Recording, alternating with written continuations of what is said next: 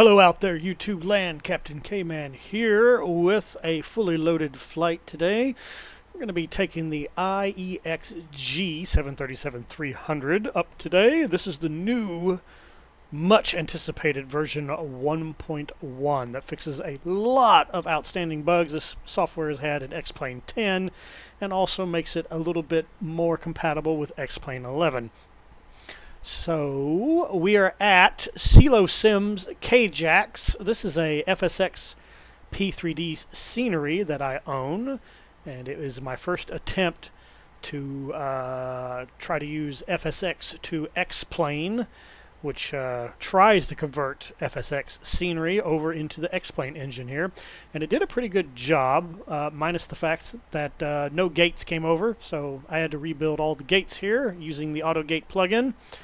And we don't have any living ground traffic here yet. We do have gates spawning traffic, but I don't have any baggage carts or anything running around here yet. But AutoGate is fully implemented at this time. We got marshalers at every gate.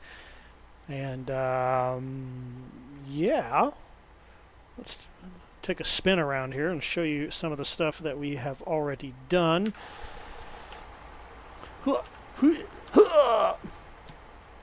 So this scenery transferred over really well.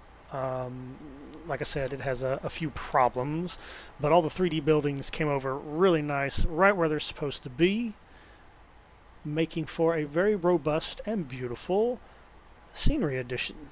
I had to go in, of course, and add the gates, as I said. I also had to add gate assignments based on the real world airlines and which gate they park at. So we did all that. It's a fairly light traffic here today. Our departure time, we're scheduled for 2045 GMT, which is, what is that? Is that 4:45 local time, I think? Something like that. We're going to be heading up to Chicago, out in that direction, somewhere out there. Weather being supplied by xEnviro as usual. So I'm very happy. I had to rebuild all the ground taxiways here because this overlay is just that. It was just texture overlays. And when I first taxied around, of course, the plane was bouncing around everywhere because technically there's nothing underneath this but dirt. And that's how the simulator was treating it. So I had to go in and retrace all the taxiways back where they belong. So hopefully we have not tested it out yet, so we're going to do that here during this recording, but that should eliminate the driving across dirt effect here. Should put us back in the mix. So, the scenery we're going to today, like I said, is Chicago, but it's different. It is a hybrid. I actually bought the payware version of Chicago Midway International off the org store, but to be honest, it is really outdated and has very poor quality orthographics on the ground, and they actually used orthographics to do all the taxiways and everything, and it looked really dismal.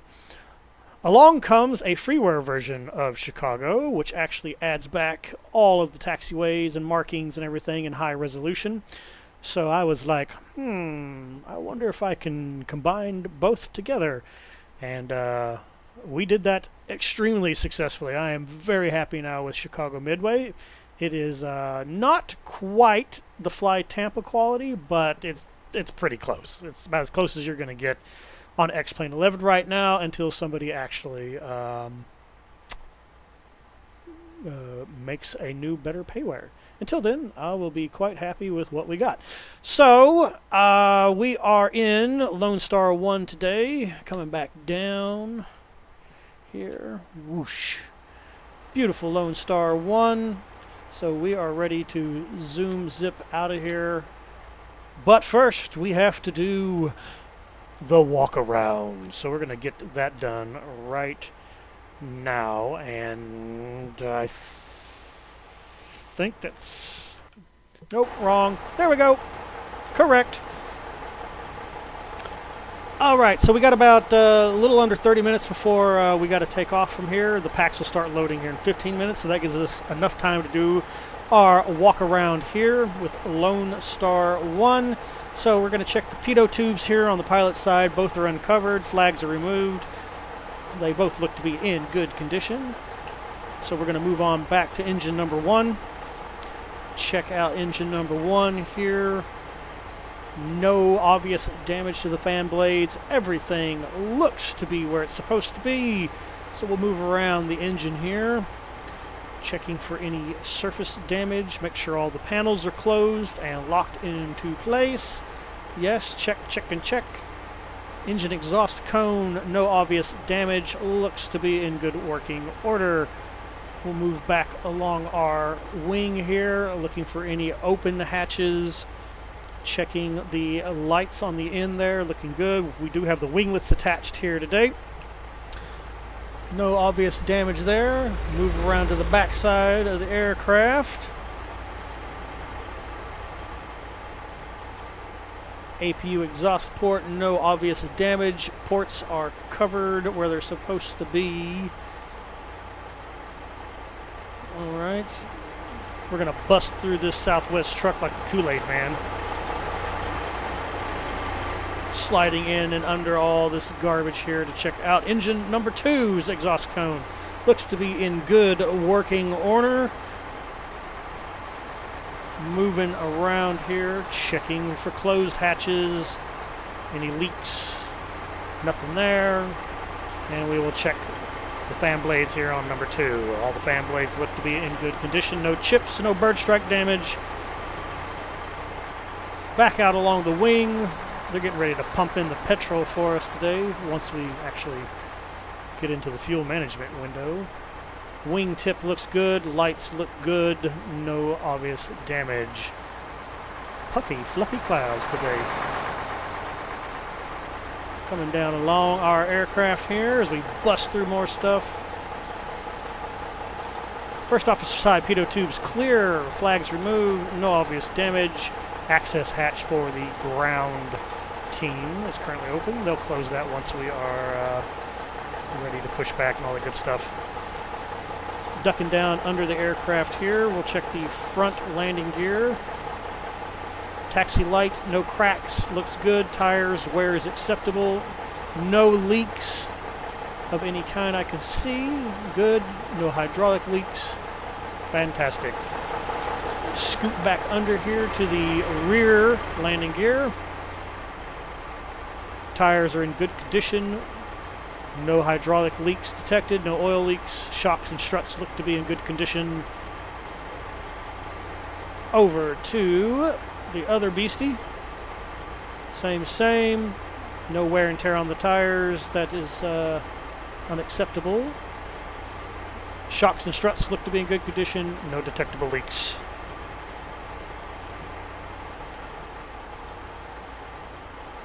Alright, and that's the quick and dirty walk around here for our aircraft today. We're going to go ahead and get up inside and start getting this thing prepped today.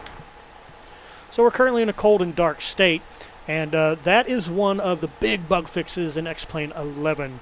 If you started up in cold and dark previous to this 1.1 patch, your aircraft would be sliding across the ground off into who knows where.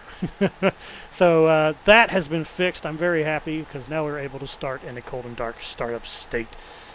So first things first, ground power is connected, cargo bay doors are connected. Cargo bay doors are connected. Well, that's really good. I'm glad they're connected, or else we'd be in serious trouble. Fuel for today's flight up to Chicago, 18,200 pounds, so we're pretty much almost there. We'll just do instant fuel. Zero fuel weight for today is 81.8, so we need to bring this down, 81.8. And we're going to go ahead and calculate our center of gravity at 17%. And that is all I need from this. Just remember that number, 81.8 and 17%. And we're good to go right there. All right, out the way. Let's get this aircraft powered up, and then we'll go over our briefing and check out our weather and stuff like that. So, First, we got to go up to the upper console. Battery closed. Standby power armed. Bat on. Ground power good at this time. Alright, we're going to establish ground power connection now. Good. Arm the lights. Seat belts on. And recirc fan for the equipment. And for our cockpit here so we don't suffocate horrible death. Alright, moving to the overhead panel here. We're going to start the IRS alignment. On DC, extinguish to align. Check. And the right side. On DC, extinguish to align. Check. Check the overhead panel here, make sure it's good. Good. Switch it back. 7 minutes until alignment. Oops. Flaps and slats are in good condition. Flight recorder check. Test complete. Stall warning 1. Stall warning 2. Mach speed test 1 and 2. All good. Oxygen normal. Cap closed. Very, very nice. Alright, moving down to the center console. Set standard 5,000 feet for now. Alright. And let's do our equipment check here. Fire safety test for the engines. Check complete. Cargo fire test. Check and check the TCAS system. Got a pass. Symbology is good. TCAS system test okay. Fantastic. Slide back over into our seat here. Oxygen. Good on the oxygen. We'll do our light check here. Checking for burn bulbs. Everything looks to be in good condition up there. Alright. And the dimmer check. Good. Autopilot 1. Autopilot 2. I am a happy camper. Alright, parking brake set. Throttle levers idle. Flaps up. Gear light indicators on. And that's all we need for the moment. Alright, we're going to start letting the packs on board here in about 5 minutes, so in the meantime, let's go take a look at our briefing for the day here. Briefing was filed using simbrief.com, my preferred briefing software. It's easy, quick to use, fairly accurate. Don't need all the complexities of programs like PFPX, not necessary for the type of flying I am doing. So we are Southwest Flight 392 today, coming out of KJAX, Jacksonville, Florida, and heading up to Chicago Midway in Illinois. Boeing 737-300 today. That's a flight plan we have filed. We'll look at that in more detail. We're going to do the Arnie 2 departure today, expecting the FISC for arrival. Fuel quantity on board, 18,200 pounds. And reserves today will be 5,900 pounds of fuel. That gives us enough time to be in the air for 3 hours and 30 minutes. Today's flight is supposed to take just a little over 2 hours, so plenty of fuel to spare. Payload today, we got a very light cargo payload today, 7,360 pounds with our packs on board. The zero fuel weight, 81.8, we round up. Expecting runway 26 departure today. The winds are 240 at 5 knots. We're going to verify that now in my windy software here. So there it is, 240 at 5 knots. So xEnviro has the correct up-to-date METAR information. So cross-check is complete. Runway 26 is here. We are actually down here at the gates. And we'll take a look at that here in just a second. Back over to our flight plan today. Expected runway today, ILS approach into runway 04 right today. Very short runway. Always a fun landing at Chicago. You basically got to slam on the brakes and pop full reverse to get the aircraft stopped in time so you don't go flying off into the neighborhood nearby. And we'll come back in here and set up a few more things. Just going by our little flight plan here. Get the nav radio set up. AMG 115.1, and second nav will be 114.2. Check there. Set all this stuff here. Good to go for now. Get first officer on radio stack number 2. All right. I think that's all I wanted to do in here for the moment. So, that being said, back over to flight plan. The rest is just NOTAMs and other nefarious stuff. So what we actually want is our charts here. Okay, so we're currently at gate Charlie 1 on the east side of the terminal here. Charlie 1, Charlie 2, and Charlie 4 all belong to Southwest Airlines. Everything else is American, Delta, JetBlue, all the way around there. We're expecting runway 26 today. So we're going to push, start, taxi around, hotel, Alpha, Charlie, zoom. We are out of here. We're on the Arnie-2 departure today. Arnie-2 is a vector departure. So we're going to take off from the runway, heading 257, and that'll take us over to, I think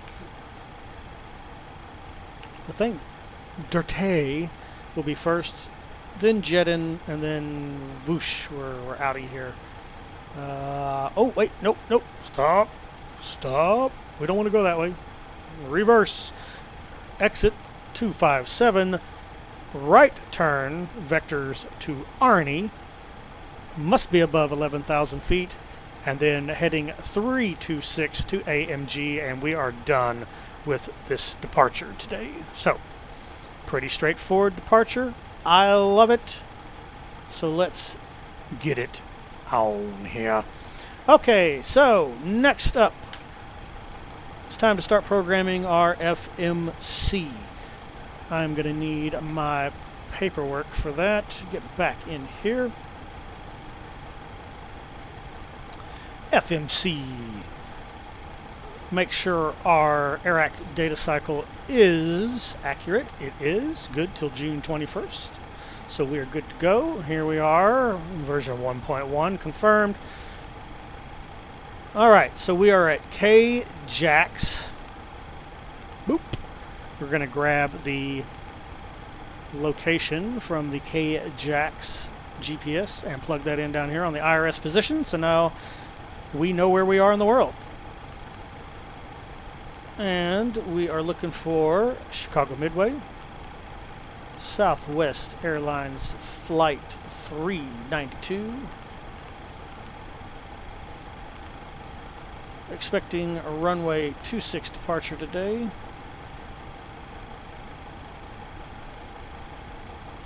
Beautiful.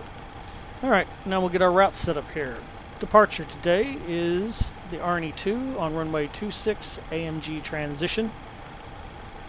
From that point, we're going to be on the J45 airway. J45 is going to take us up to Atlanta. From Atlanta, we're going to hop on the J89. That takes us up to IIU.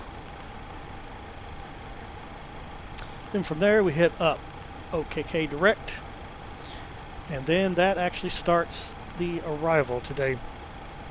We're expecting the ILS runway 4 right on the Fisk 4 Oak, and we're expecting the banner transition today. Execute that. Take off. Next page. Winds right now on our departure runway today, 240 at 5 knots. Unfortunately, runway sloping had to be deactivated. One of the coolest features of X-Plane 11, in most cases at payware airports, has to be disabled or else you'll have floating objects everywhere. So kind of a wasted feature, unfortunately. Temperature outside, 23 degrees Celsius. I'm going to go ahead and leave it at that for now. Over to the index, we need our preferences. Zero fuel weight, 81.8. Reserves, we said is, what did we say that was? 5.9er.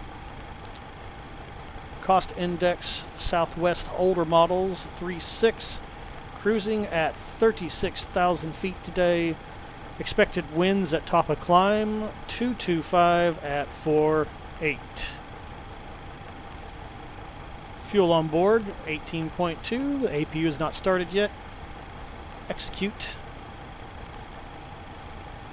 Given our runway length, we don't need to derate. We've already derated using temperature, so 92.8 on the N1 today.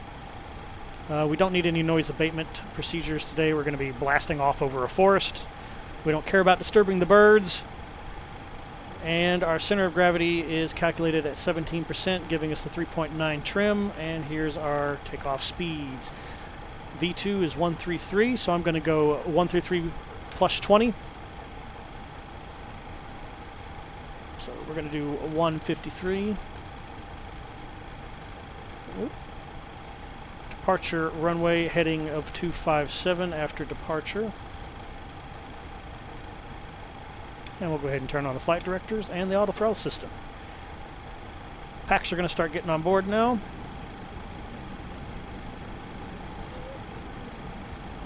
Should have probably started getting on board a little while ago, but dims the brakes. RT mode select. Okay, next we need to set our altitudes on the air conditioning pressure system here. 36,000 feet today. Landing altitude at Midway, 620 feet, so we'll adjust our landing altitude to 620. And we'll keep our cabin pressure altitude 4,000 feet standard as the packs get on board. Oop, we forgot to turn on the lights, let them know we have power. Don't fire me! There's so much stuff to remember by myself. Alright.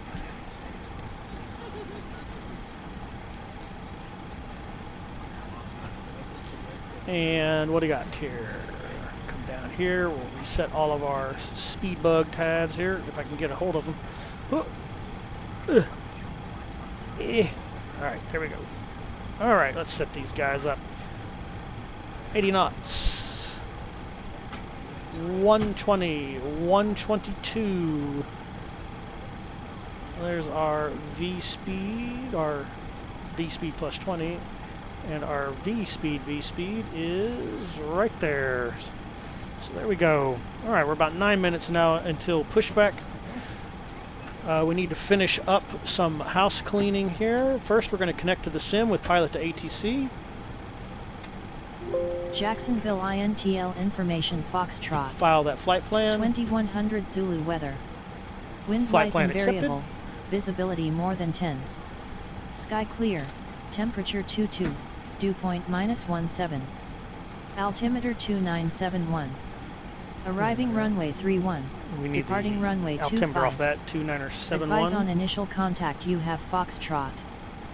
Alright, we need information. Foxtrot is available. So, we got the information. Over to clearance delivery here. And let's go ahead and check in with these guys. Southwest 3902 radio check. Southwest 3902 you are loud and clear. Sweetness. Alright, let's file for our IFR clearance here. Southwest 3902 ready to copy IFR clearance.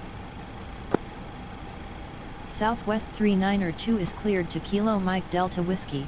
Fly the ARNEY2 departure, with the AMG transition, then as filed.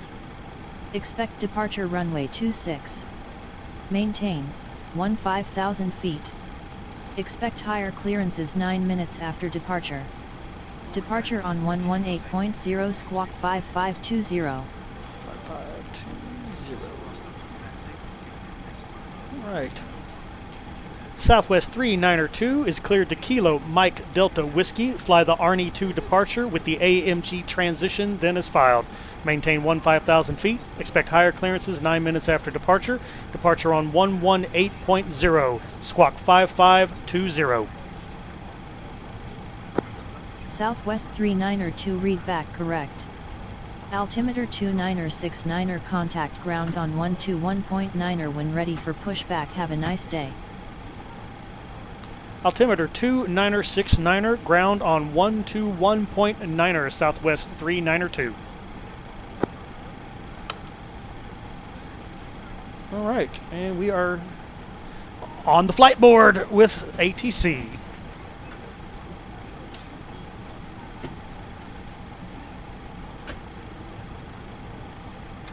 And we're about 6 minutes out. We're going to go ahead and start the APU here.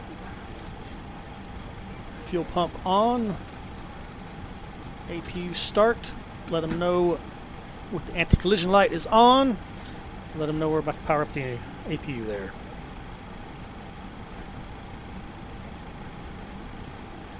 Engine gas temperature, or exhaust gas temperature, is rising. Self-test is good.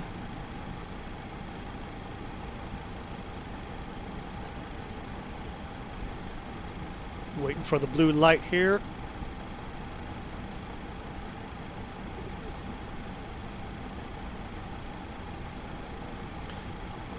And we're good. Let's switch over to that power. APU bleeds on. AC on. Let's give them some air conditioning back there. Switch over to APU power. Good. Generating good volts. We are good to go. Over to bats.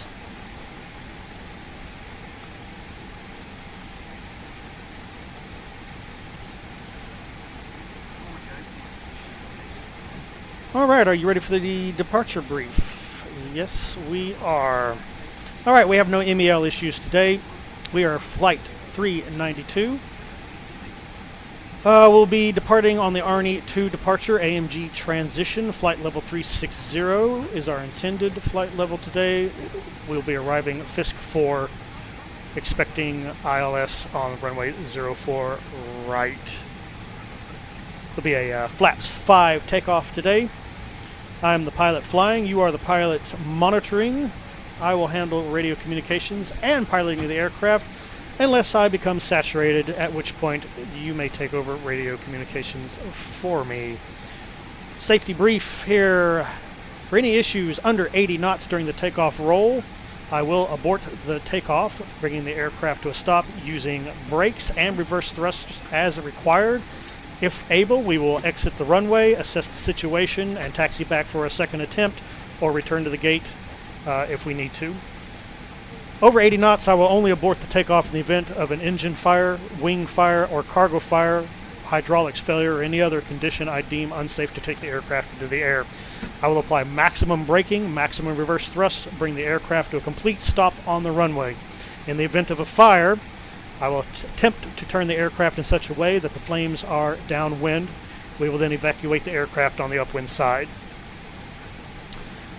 Passing VR, rotate speed, V2, we will journey upwards into the air, level off 1,500 feet, retract the flaps, retract the gear, if possible, assess the situation. We are underweight today, just barely underweight, so we should be able to return to the airport with no problems. Weather's been briefed. Pretty clear weather here. Checking the METAR data at our destination today. Winds 360, 13 knots, visibility 10 miles, few clouds 6,500. So shouldn't have much of a problem today landing in Chicago. NOTAMs have been checked and nothing affects us on our departure today. And that is it. Any questions? Nope, didn't think you'd have any questions. All right, let's get on the PA here to the packs and get ready to go. Ladies and gentlemen, from the flight deck, this is your captain speaking. We'd like to welcome you aboard Southwest Flight 392 today, nonstop service up to Chicago Midway. We're going to be getting underway here in about 5 minutes, so please find a seat, get your seatbelts on, and prepare to listen to our stellar cabin crew as they give you the safety briefing. We'll be cruising at an altitude of 36,000 feet today, time en route a little over 2 hours. Weather appears to be good, so our bumps and bruises should be kept to a minimum. Again, we'd like to thank you for flying Southwest Airlines, and hope you enjoy the flight.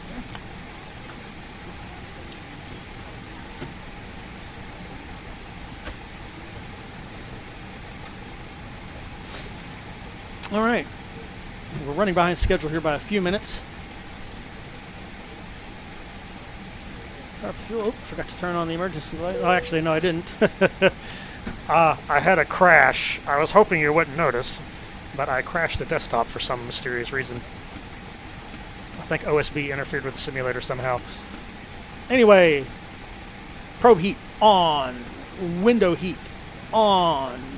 We are clear to start the hydraulics.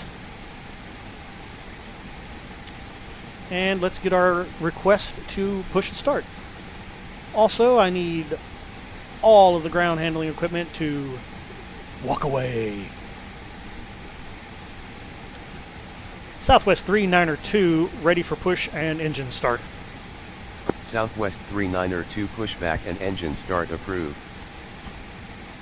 Pushback and engine start approved, Southwest 392.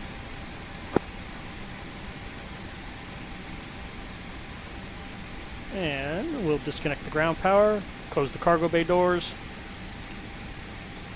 and we'll hide all the ground handling dudes so we don't run them over when we're leaving. Go ahead and get the tug over here from Tug Master. And I'll go ahead and call you over here, Tug Boy.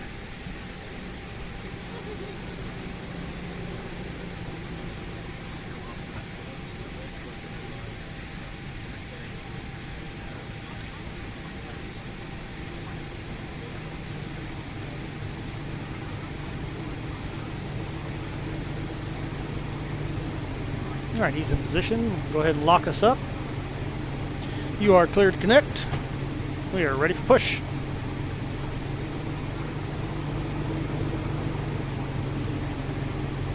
You see the nose of the plane come up a little bit. There it goes. Whoop!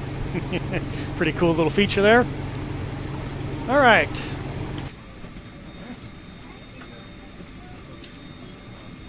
Start sequence today will be 2, then 1. We're just going to do a straight pushback here. Nothing fancy today. All right. Parking brake is off. Jetway is retracting. And we are clear of the jetway. You are clear to push us back. And let's start engine number 2.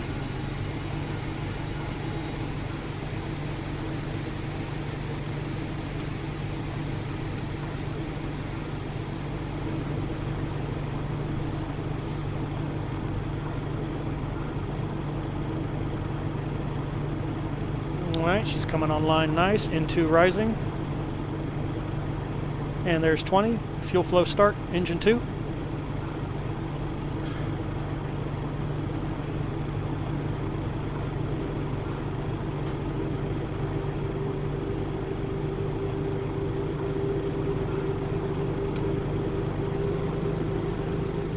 Engine start cutoff. Start engine number 1, please.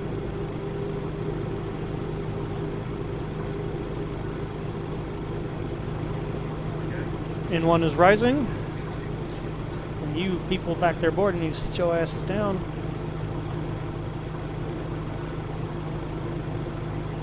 Alright. Fuel flow. Slow down a little bit there. And we're good on the push. Stop. Ladies and gentlemen, request your full attention as the flight attendants demonstrate the safety features Parking of brake this set. aircraft. When the seatbelt sign illuminates, you must fasten your seatbelt. Engine start switch cutoff. Insert the metal flap into the buckle and tighten by pulling on the loose end of the strap. To release your seatbelt, lift the upper portion of the buckle. Conditioning back on. We suggest that you keep your seatbelt belt fastened throughout the entire flight as it may Over to experience generators. unexpected turbulence. If we need to evacuate the Generator aircraft, 1, floor-level good lighting power. will guide you We're towards clear to the exit. deactivate Doors the can be APU. opened by moving the handle in the direction of the arrow. APU shutting Doors down. do have an inflatable slide, which may also Flaps be 5, attached please. and used as a life raft. Oxygen and Yaw the air damper pressure on. are always being monitored. In the event of decompression, an oxygen mask will automatically drop down in front See of you ya. from the overhead compartment. To start the flow of oxygen, pull the mask towards you. Place it firmly over your nose and mouth. Secure the elastic band behind your Right, head. flight control and check breathe here. normally. Although the bag does not inflate, oxygen is flowing to the mask. If you are traveling with a child or someone who requires assistance, secure your mask first. Flight control then check assist completed. the other person. Keep your mask on until a uniformed crew member advises you to remove it. In the event of an emergency, you will be asked to get into the All right. brace position. Let's This get is achieved rocking and by rolling leaning here. forward with your hands on top of your head and your elbows Southwest against your side. 392, ready to Ensure that taxi, your runway feet are flat on 26. the floor. A life vest is Southwest located in the 392 pouch under taxi your to seat. runway 26 When via instructed to do taxiways so, open Romeo, the plastic pouch November, and remove the vest. Kilo, Slip it Alpha, over your head, Charlie, passing the hold strap short around your runway waist and 26. adjust at the front. To inflate the vest, pull firmly on the red cord. Taxi to Hold runway after 26 leaving via the aircraft. taxiways Romeo, If you need November, to refill Kilo, the vest, blow Alpha, into the Charlie, mouthpiece. hold short, runway 26, Use the whistle Southwest and light to 392. attract attention. Also, your seat bottom cushion can be used as a flotation device. Alright, oop, we did forget one little thing here before we start that taxi. Let's set our climbing speed at 300 knots. Your portable electronic devices must be Execute. set to airplane mode for the duration of the flight, as such Alright. devices may interfere with the electronic equipment on board this aircraft. We remind you Taxi that this light is a non-smoking on. flight. Parking Tampering brake with, disabling, off. or destroying the smoke And let's detector boogie. used in the lavatories is prohibited by law. You will find this and all other safety information in the card located in the seat pocket in front of you. We strongly suggest you read it before takeoff. If you have any questions, please don't hesitate to ask one of our crew members. We wish you all an enjoyable flight. Alright. Gotta get us out of the ramp here.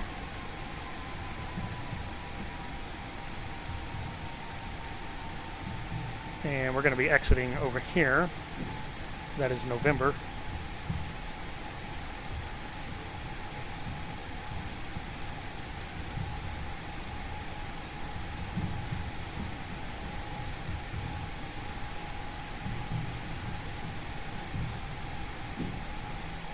Ooh. Slow her down, chums, slow her down. Woo! Missed our turn almost. It's kind of a funky taxi pattern they got us on, but whatever. I guess this is the traffic flow for this airport. Show you what I'm talking about here. Let me get this over here out of the way. This is our current taxi path. Don't that look fun? Basically going to get a nice tour of the entire airport.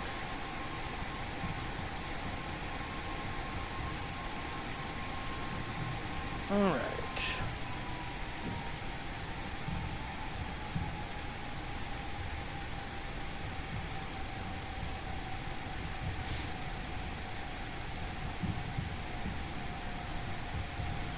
Alright. Okay, our turn's coming up over here. Little 135-degree sharp turn.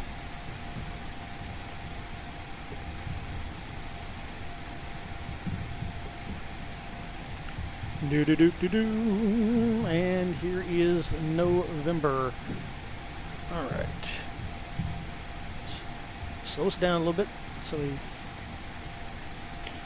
can make the turn without turning like bats out of hell.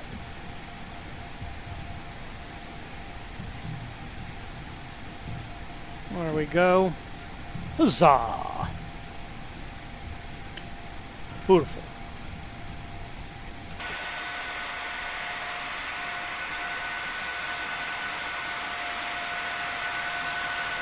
Ain't she purty?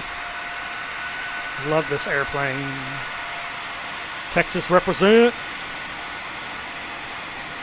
One day I'm going to fix these rudder pedals so they're not so sensitive.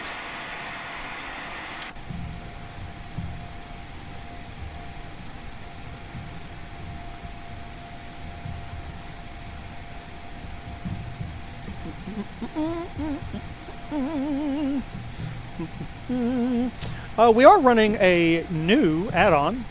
If you haven't been keeping track of new add-ons, this is I can't believe I can't remember the name of it. Sorry, XPRealistic Pro is providing all the bounces and squeaks and thumps and all the head motion and jitters and shakes and all the good stuff here. It's basically the equivalent of AccuSim, A2A's AccuSim 2.0 on FSX P3D, and the developer is adding more and more features every week, and he's very quick to respond on the forums regarding his product, and he's very quick at addressing people's bugs and requests for new features and stuff. So I look forward to additional enhancements here. I think he's working on 1.09 right now, which is going to add touchdown shake. So when you hit the ground, depending on how hard you hit, you're going to get a little head jolt. So that'll add a little tiny bit more realism to the flight. Alright, and we need to take a right-hand turn right here.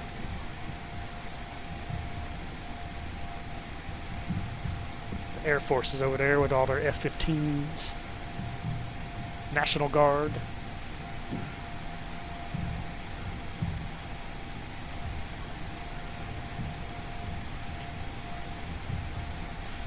This is the only FSX airport I have been successful at transferring over.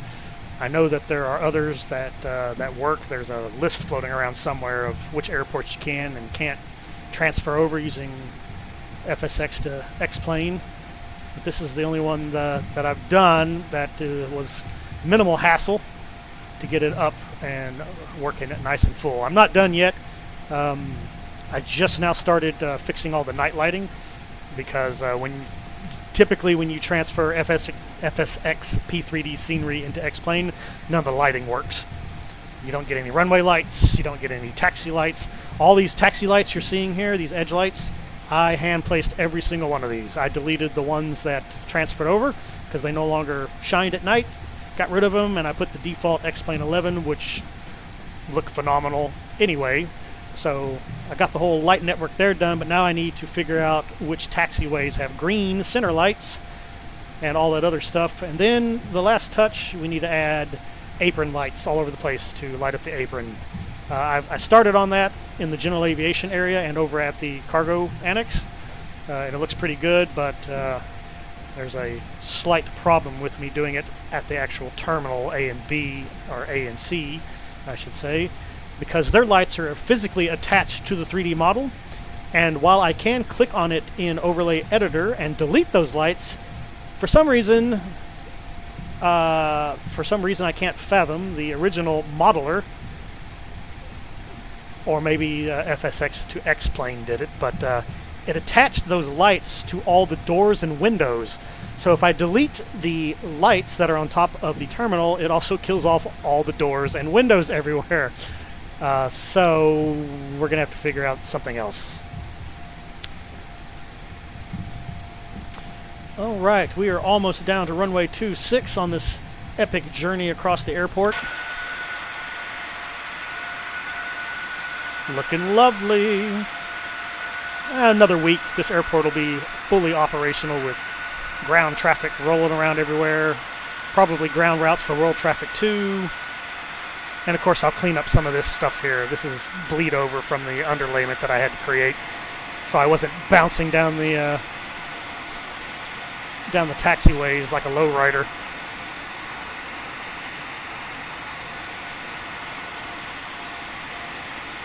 So I've got a little bit of work to do here, but this airport is operational for the most part.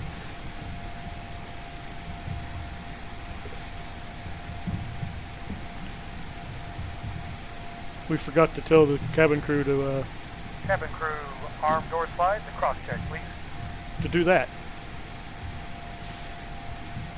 The FJS cabin sounds, unfortunately I have to go to button mode whenever I'm in the IEXG.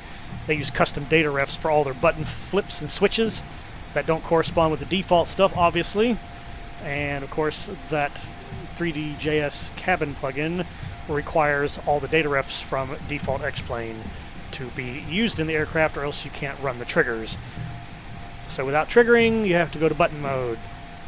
Some of my triggers work, but most of them do not work anymore. Alright, we're going to get the call over to the tower here in just a second. Bouncy, bouncy, bouncy, bouncy, bouncy, bouncy, bouncy, bouncy. I feel like I need to move this taxi line over a little bit, because I traced over the ortho of where the actual taxiways are, and the original KJAX scenery, I don't think quite traced over the ortho completely where it was supposed to be. There's the southwest cargo area, hidden away in all those trees. That's a really ineffective place for that radar to be stowed away. Make note of that here. Must fix that later.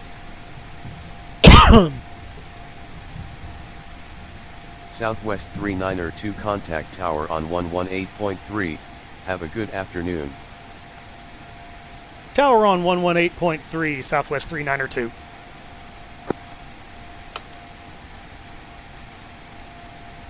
And we'll get into holding position here before we call the tower. I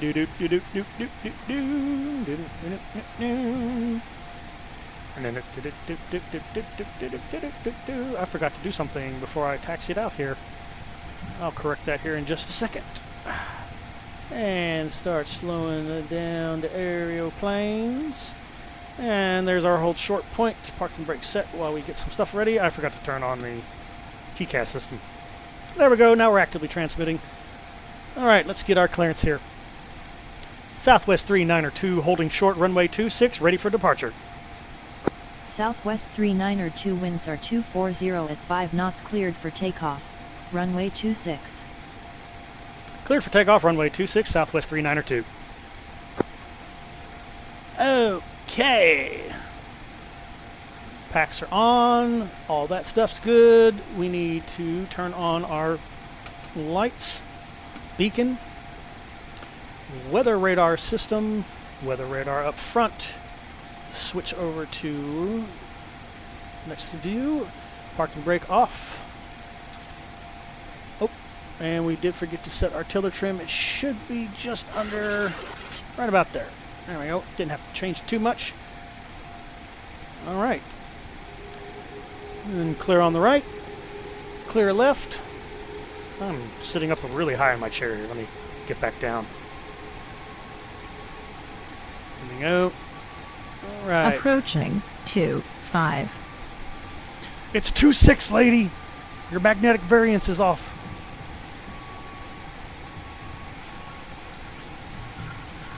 Oh, that is a picturesque. On runway 25. Uh-oh. I just realized this runway is not very smooth. I'm going to have to fix that, aren't I? Boink, boink, boink. All right, take off.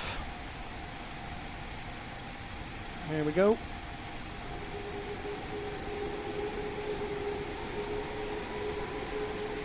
And toga. Let's go. Let's go. Oh wow, this runway is really screwballed.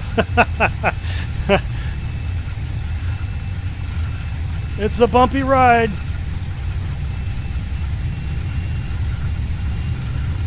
All right, speed alive. Hold on to your butts. This is going to be a bumpy takeoff. 80 knots.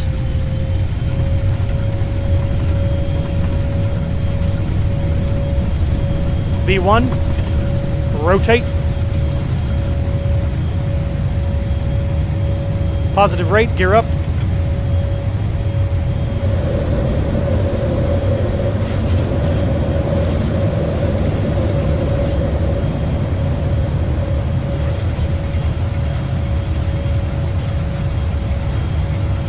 LNAV, level change, autopilot engaged, flaps up,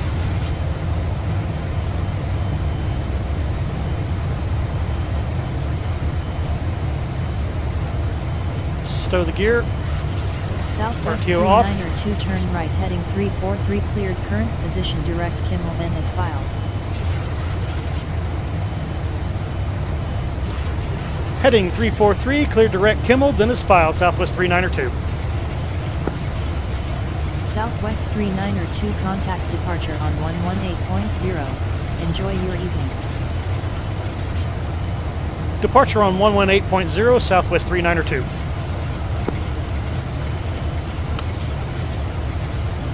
Southwest 392 with you out of 5,000 feet for 15,000 feet. Ladies and gentlemen, we're Southwest currently climbing to our 392, cruise good altitude. evening. Please remain in your seats. Radar with your contact. seatbelt fastened until the seatbelt sign is extinguished. Thank you.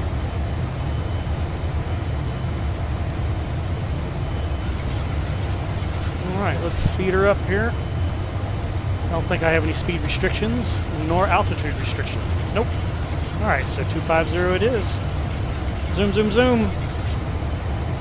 Alright, we got a lock on our first nav station here, 72 miles from DME.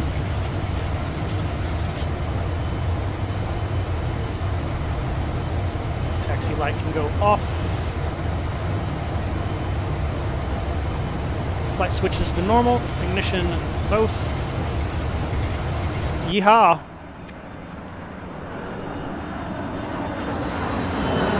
Woo! Up, up, and away, boys and girls!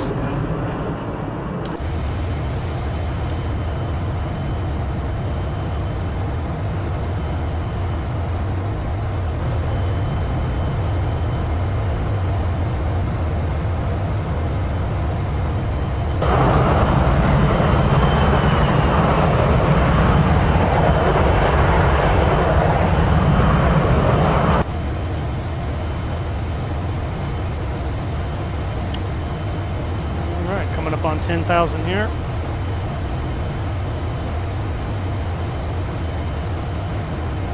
All right, 10,000. Ladies and gentlemen, the captain has turned off the fasten seatbelt sign and you may now look around the cabin. However, we always recommend to keep your seatbelt fastened while you are seated. In a few moments, flight attendants will be passing around the cabin to offer you hot or cold drinks as well as snackage. Set climbing speed 300. Alcoholic drinks are also available at a nominal charge. Sit back and relax and enjoy the rest of the flight. Thank you so much. All right, let's expand our view here out a few hundred miles.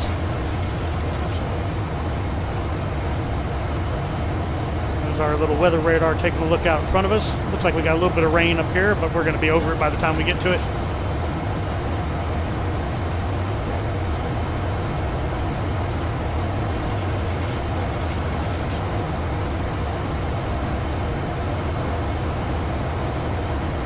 Alright, after takeoff checklist, flaps up, landing gear stowed and off, start switches off.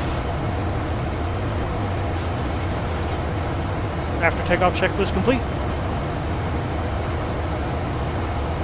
Alright, getting ready to intercept Kimball here. 392 climb and maintain flight level 240. Southwest 392 contact Jacksonville Center on 126.75. Oh my Have God. a good evening. I give up.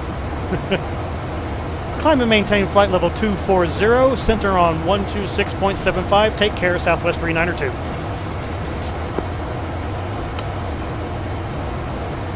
Southwest 392 out of 15,000 feet for flight level 240.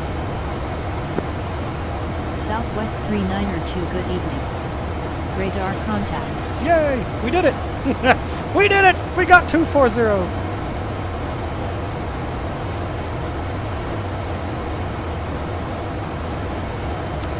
All right, here comes the intercept on Kimmel. It's going to be a little bit of a left-hand turn.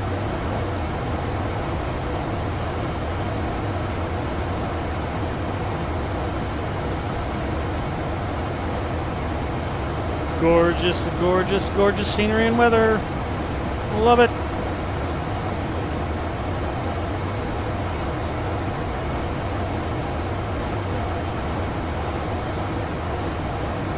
All right, we got a lock on our second nav station, 142 miles in closing. That's 18,000. Set standard 2992. 29902 set. Check. Engine's looking good. All right, over to altitude cabin mode.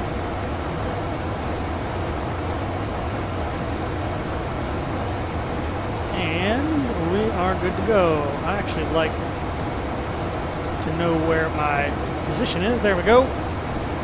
Huzzah. Really hazy down there today.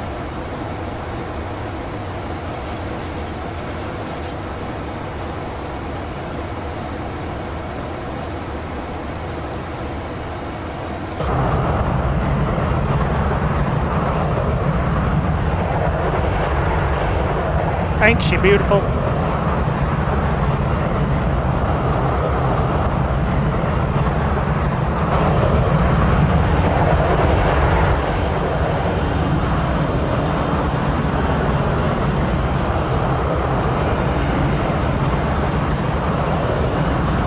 Oh my God, I left my first officer back at the airport. I just noticed there's no first. Oh, wait, nope, he's in there. I see him.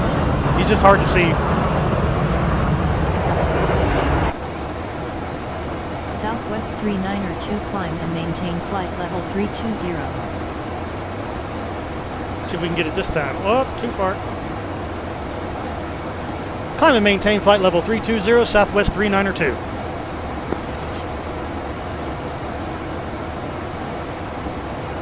Up, up, and away into the wild blue yonder. Da, da, da, da, da, da, da.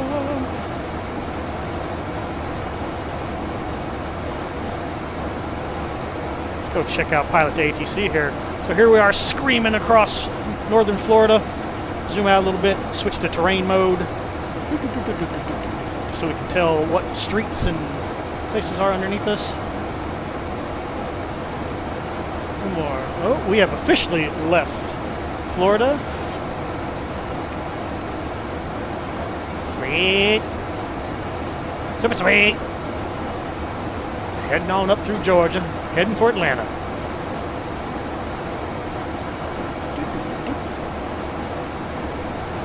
Nice.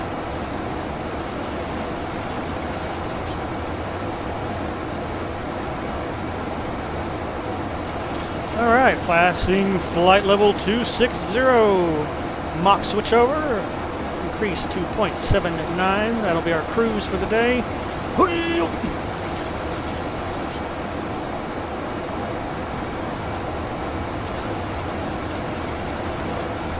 No, sir.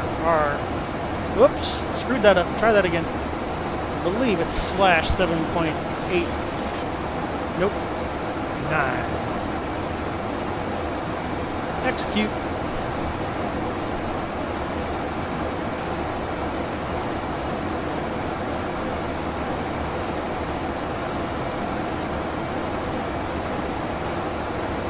They finally added the arc here, the banana, the green banana as we call it. So now you can actually tell where you are. There's so many little tiny baby fixes and stuff that they did. They really made this aircraft truly, what's the word I'm looking for?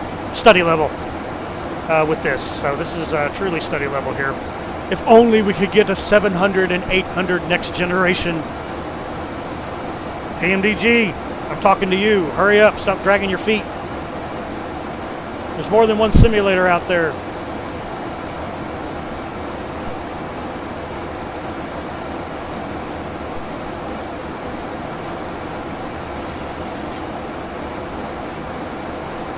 Alright, we are airborne. Let's reset our speed bugs here.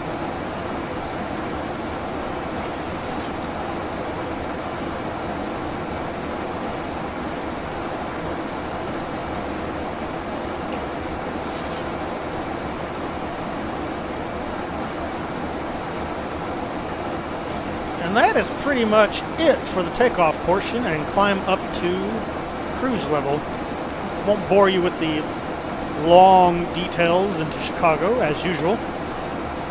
We will be back though here momentarily thanks to the power of editing video as we begin our descent into Chicago. Should be a fun landing, so I'll see you in just a moment. All right. Woo! Look at that beauty. Oh, yeah. All right, everybody. Welcome back. We are about 10 minutes from top of descent here. Just waiting for the call from center to give us our arrival clearance. Should be still for the FISC 4 arrival. We're expecting ILS runway 04 right into Chicago today. That does correspond with the current wind conditions over there, according to windy.com. So we should be good to go. Blah, stretch. Oh, it's been a nice, long, fun flight up here. Blah, blah.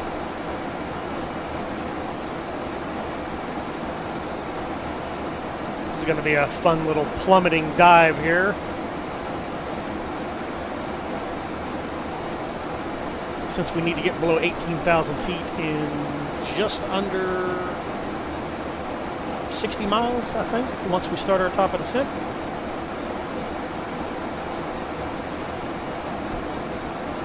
Shouldn't be a big deal, yo.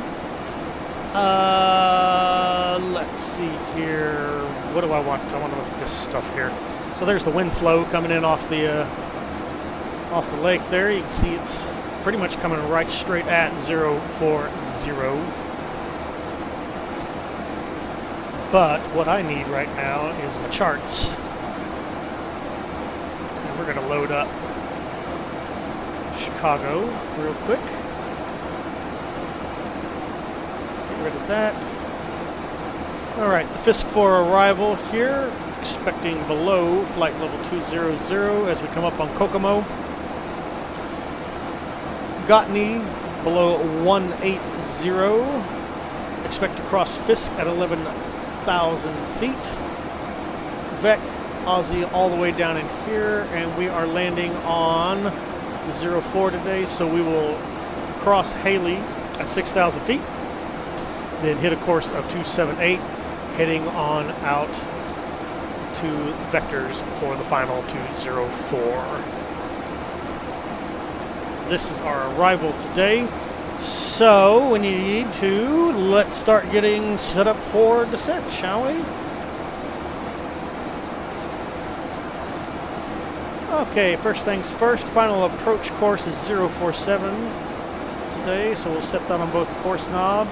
Maybe if I can get it. All right, we're good to go there. Next we come down here to the radio. Our ILS frequency is 111.5.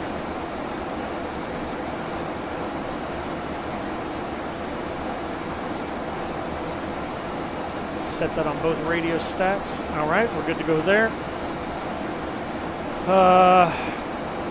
Maximum auto brake given the short distance on the runway. And we're going to do a flaps 40 arrival today, giving us a landing speed of 124 knots. So we're going to set a speed of 129er once we get established on final.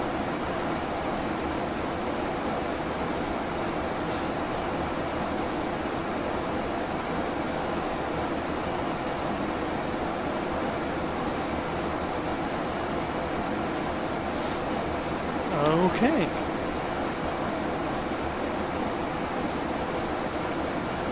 Seeing a little bit of weather floating around out there. Let's adjust this down to -2.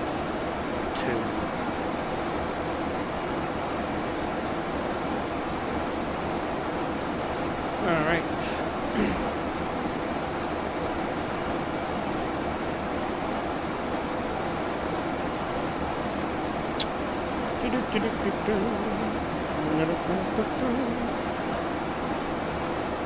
Any minute now. Any minute now.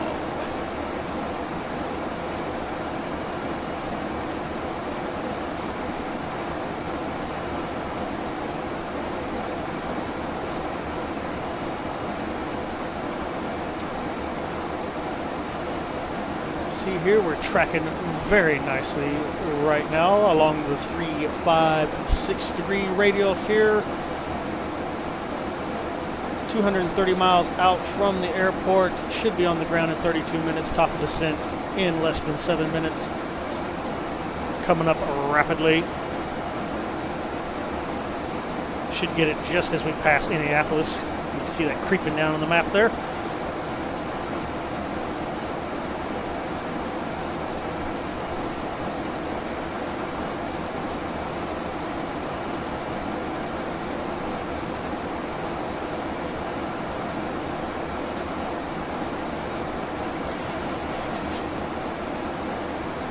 Knock on wood here, but I haven't had too many problems with ortho tiles loading really slow between transition points.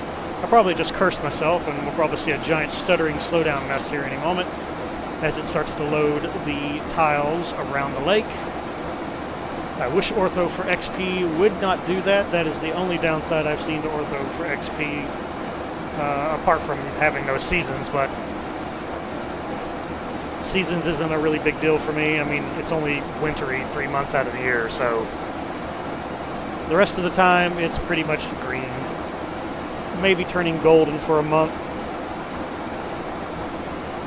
And then everything dies off and becomes springy green again.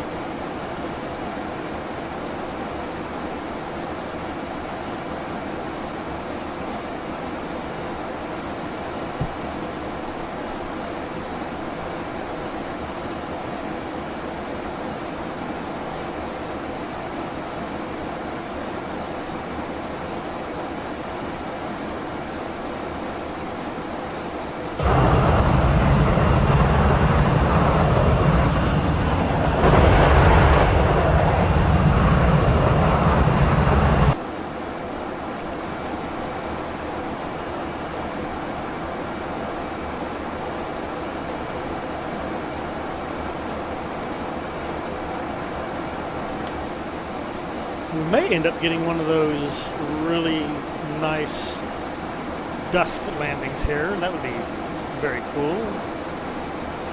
But I don't think so. I think the sun's still pretty high up in the sky there.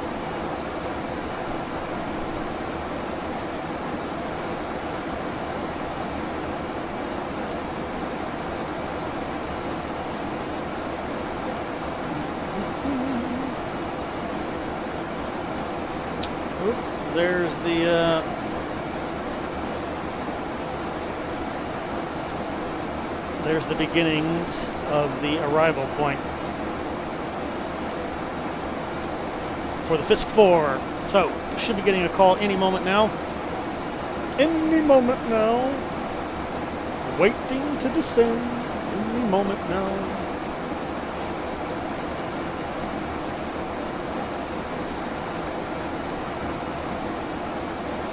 Coming up now, 3 minutes.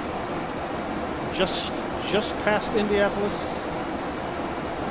We still don't even have our arrival clearance yet. And top of descent is about to hit us.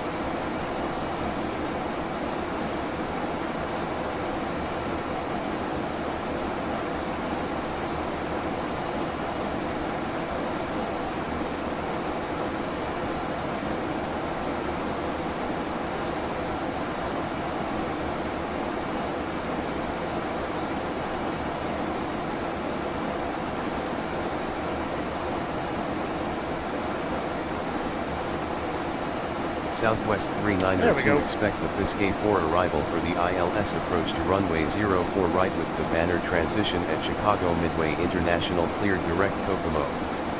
Now, unfortunately, when I get this call, I have to let my first officer answer because for some reason, no matter how I say the letters ILS, it never translates that properly.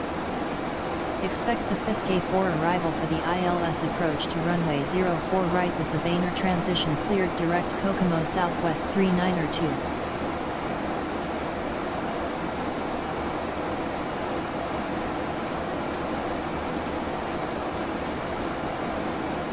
I guess I need to do more speech recognition training so it will understand ILS.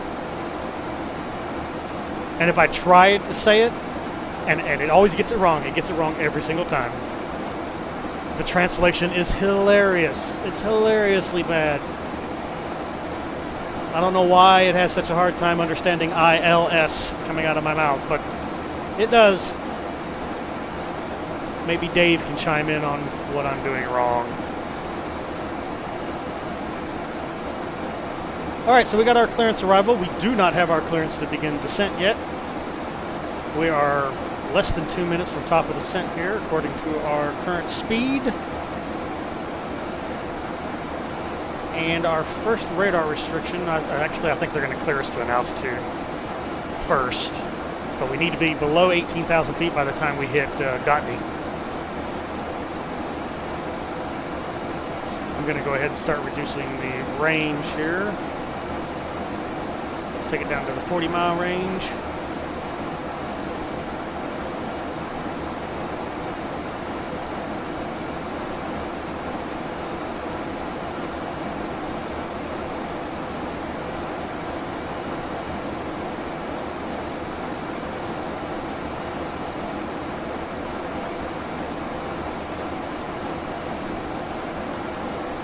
I didn't see a green acknowledgement come from the first officer readback.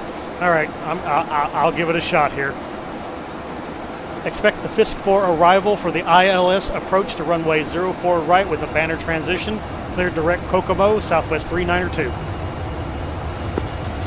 Southwest 392 descend to cross Kokomo at flight level 260, then descend via the FISC 4 arrival with the OK transition altimeter 3003 at Chicago Midway International. There we go. Cool. He actually understood me for once. We'll cross Kokomo at flight level 260 to descend via the FISC 4 arrival with the OKK transition altimeter 3003 Southwest 392.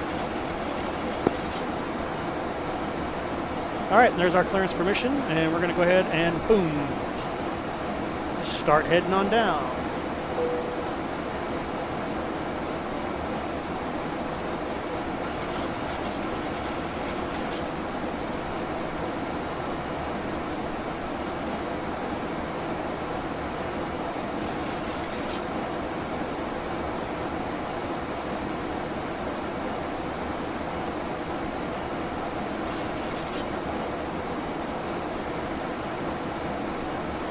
Ladies and gentlemen, from the flight deck, this is your captain speaking. We've started our descent into Chicago. The seatbelt signs have been turned back on.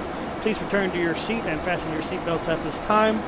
We're going to have you on the ground here and at the gate in about 28 minutes if all goes well. Southwest 392 contact. We'll let you know if anything changes up here. Meanwhile, enjoy the rest of your flight. Thank you.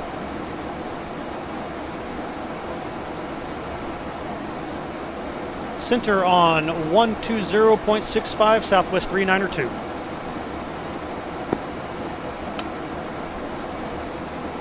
Southwest 392 out of flight level 340 for flight level 260. Southwest 392, good evening. Radar contact.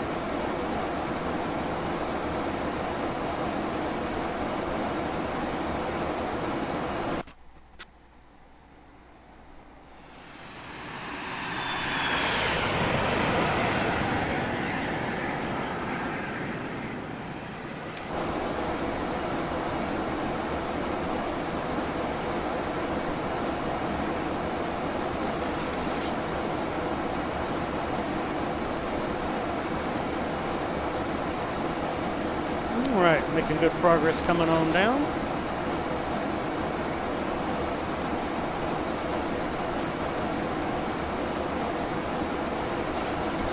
Got some nice cloud build up there in front of us.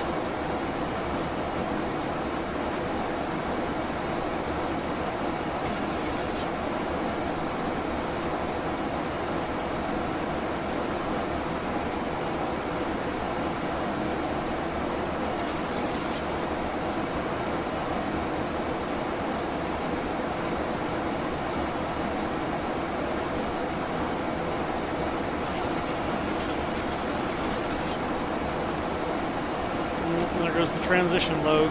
I hate it when it does this. Frame rate just went down to 4 frames a second, and it's going to stay here for about 15 seconds. You can see it stuttering here on the on the dial here. That is Ortho4XP loading in the background. And it only does it on certain tiles, and I can't figure out how to fix it. You'll also notice the weather changed at the same time. Oh, yay, looks like we're back to normal again. Hooray! Good, that one didn't last too long. I've had some of them last... Oh, nope, it's doing it again. Still loading. Come on. One day, Flight Sim fans, we will have computers and hard drive space and hard drive Ladies and speed gentlemen, as we start our descent, please make sure your seat backs and tray tables are in their full upright that will position. get rid Make sure your seatbelt of is any securely stuttering, fastened and all any carry-on loading luggage is garbage. underneath the seat in front It of is a you dream or I have. overhead bins above. Flight attendants are currently passing around the cabin to make a final compliance check and pick up any remaining cups and glasses you may have. Thank you for your cooperation.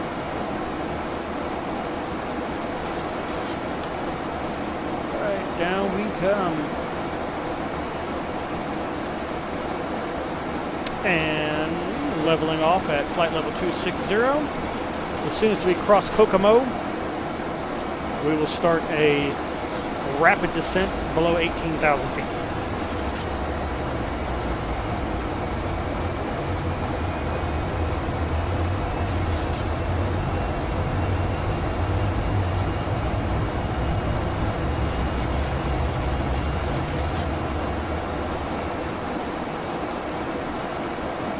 I think we are going to get a nice little dusk landing there where the lights start to turn on at the airport.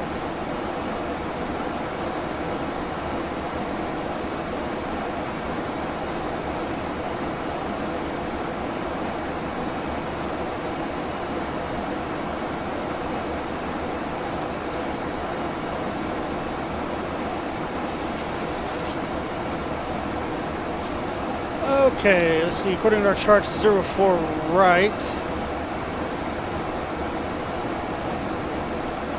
All right, 04 right will hit the touchdown zone, go the entire length of the runway, and exit at the very end of the runway. Right, it's going to be a right exit onto the ramp, and then taxi to our gate. Pretty simple instructions today. Maybe. Since I upgraded to the new Pilot ATC, the ground routing has been a little wonky. And all the gate information has disappeared from almost every single airport I've flown to. So I can't request a specific gate right now because there's no gates in the data. And I'm not sure if that's because I'm now using Navigraph data, which may or may not have gate assignments in it. I don't know where Pilot ATC gets its gate info from in X-Plane. Because in X-Plane, I think even in FSX, Pilot ATC doesn't read any of the airport files. They're all internal. So if they're all internal, then all the gates should already be assigned to the internal airport file. But for some reason, since I upgraded to the new version, I get no gates when I click on airport information. So another bug I must speak to Dave, the creator, about.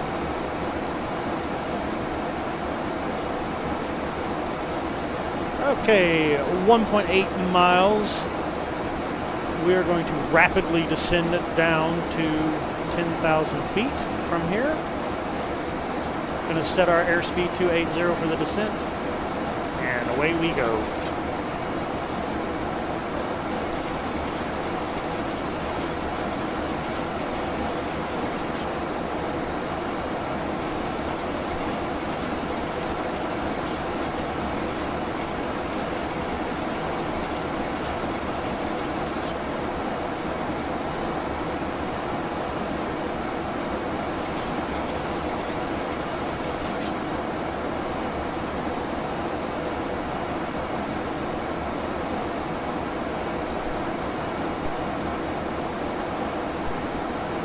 And let me check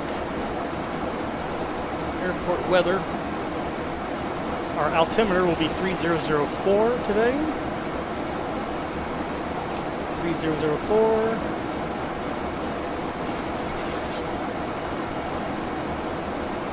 Once we get below 18,000 feet.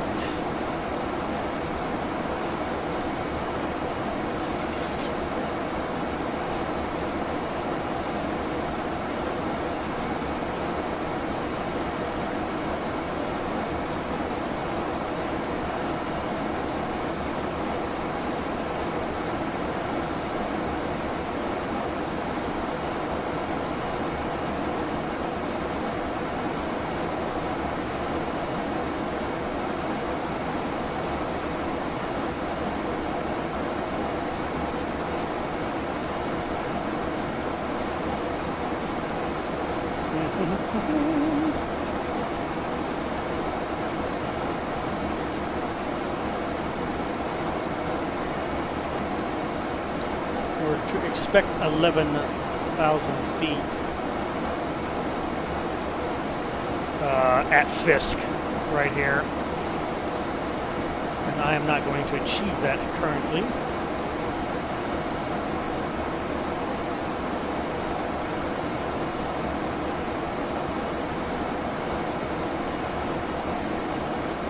Alright, we got 12 miles and we need to get down some more feet. So we're going to take over the vertical descent, deploy speed brakes, vertical descent. We're going to set for 3,000 feet. See if we can't get down there a little bit more rapidly towards the 11,000 foot mark. Got that vibration going on from the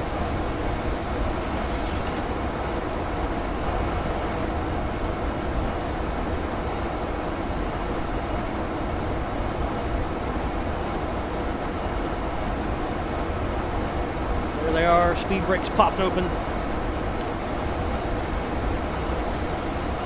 Alright, we're good. We're maintaining the 280 on our descent here. We are now going to achieve 11,000 feet before Fisk.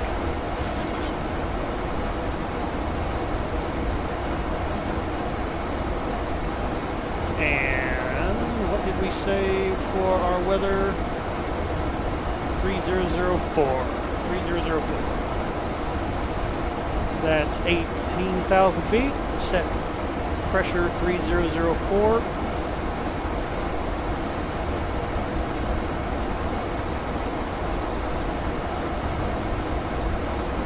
Alright, here comes our left-hand turn. This is always a steep approach to get down to the required levels there.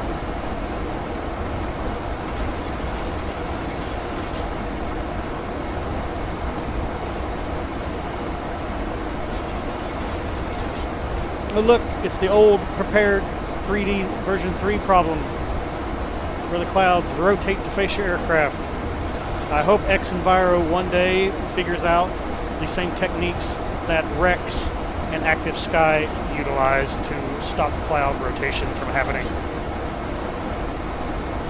One day, just give it some time. They're working on it.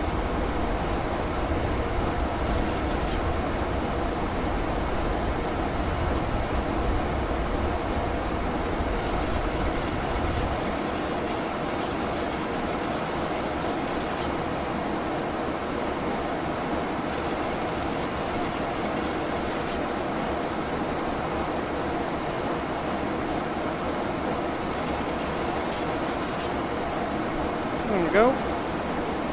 Nice and clean.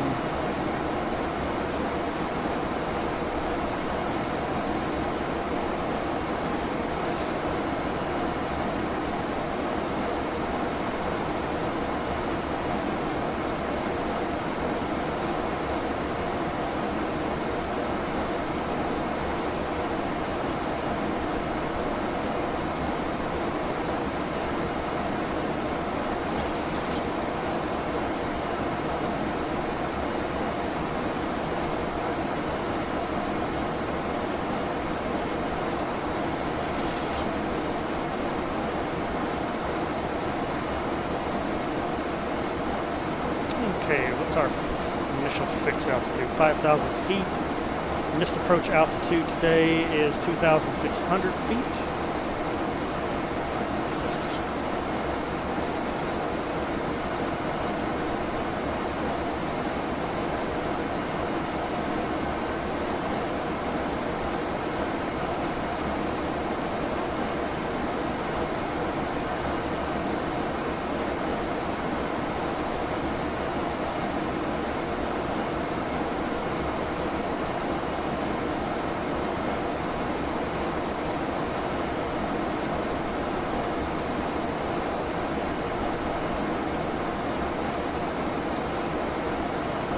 Alright, once we pass Fisk, we're going to start a descent gentle descent down to 6,000 feet.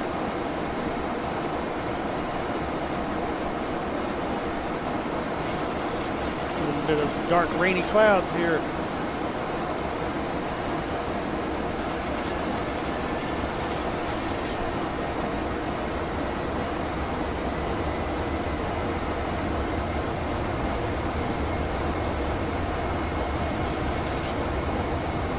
Alright, leveling off at 11,000 feet. We're going to go ahead and start slowing down to 250 knots. Set for 6,000 feet.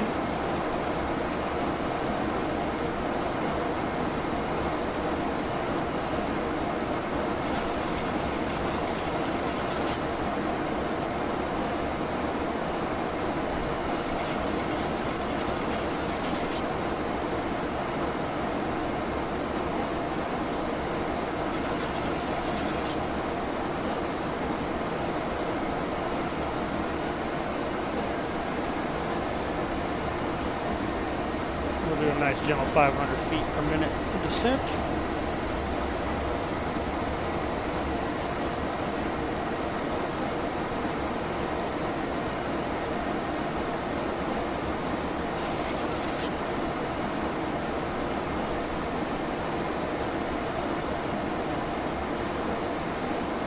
We are in the clouds now.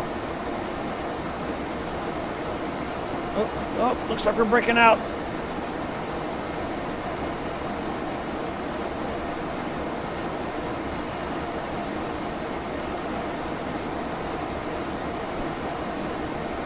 Alright, we're gonna hit a 1,000-foot descent.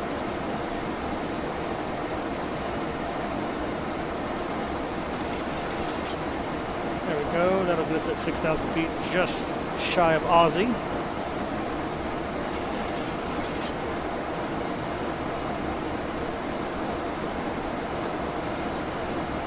There's that weather change again.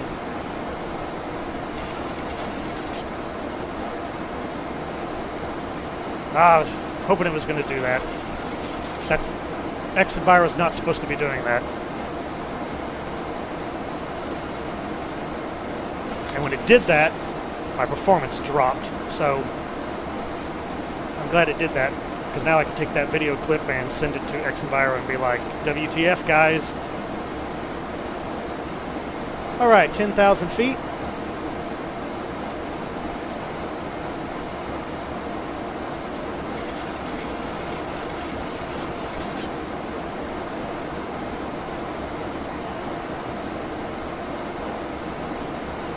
Shouldn't be any significant weather, so I'm going to switch over to ground terrain radar mode.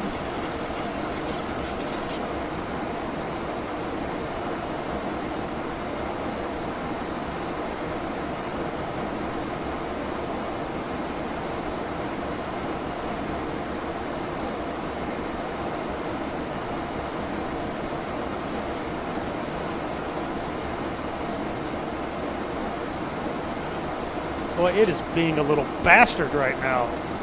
That's 3 major slowdowns in the last 5 minutes. Come on.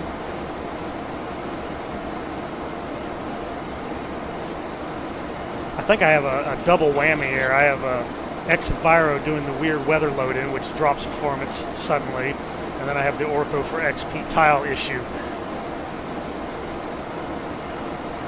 Well, we are IMC right now. We are in the clouds. Oh. And then we just broke out.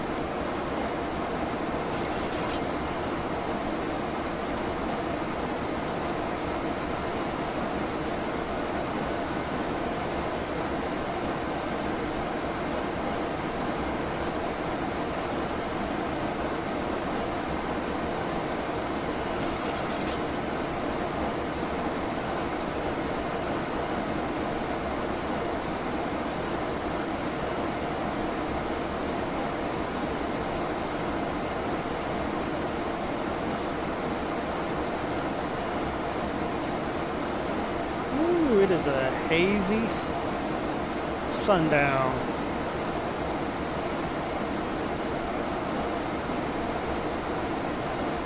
All right, 2,000 feet to go to 6,000.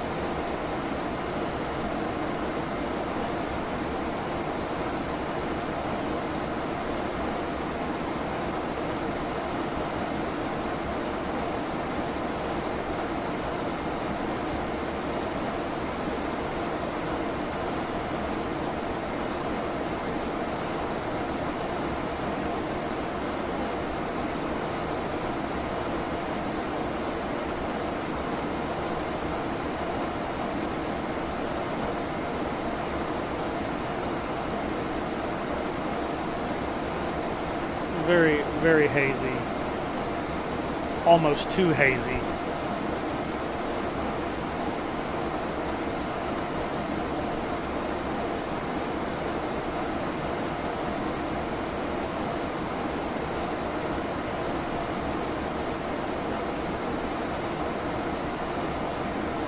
Alright, we're going to stay at 6,000 feet here for the next few waypoints. And then we need to hit Banner, which is our initial approach fix. We need to be at 5,000 feet once we hit Banner. That should put us right in alignment with 04 right's glide scope. And we will start our ILS approach.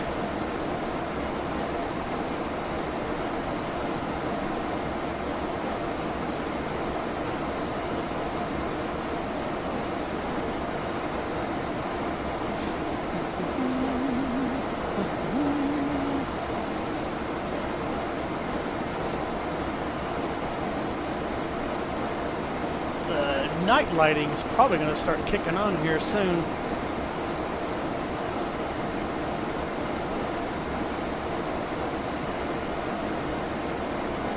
All right, leveling off.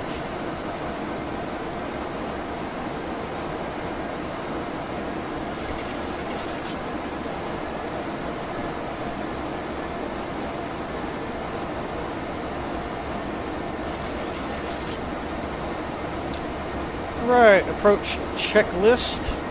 Altimeter 3004 set. Checked. Approach checklist complete.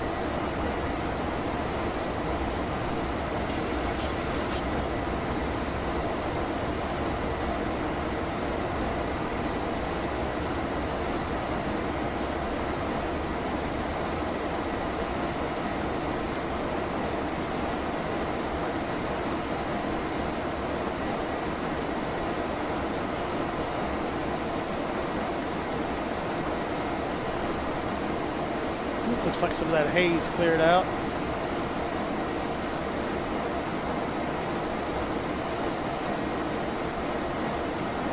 The mighty sun blasting away in the distance. All right, we are about 13 minutes from the gate. Should get the switch over to approach control here in just a moment.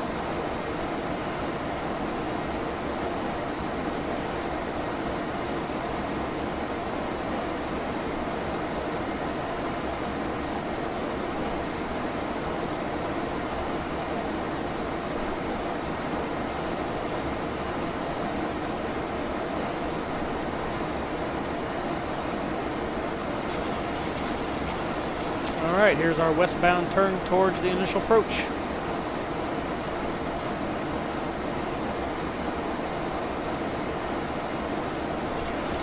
And I forgot to do one little thing. Let's put in our fix here, KMDW.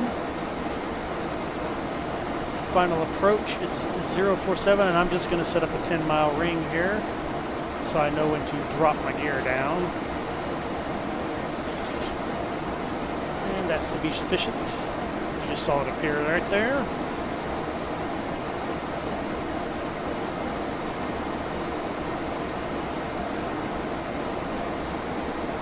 Alright, one more little turn to the left, and we are heading straight. Southwest 3902 there we contact are. app DEP approach on 126.05. Enjoy your evening. Approach on 126.05 Southwest 3902.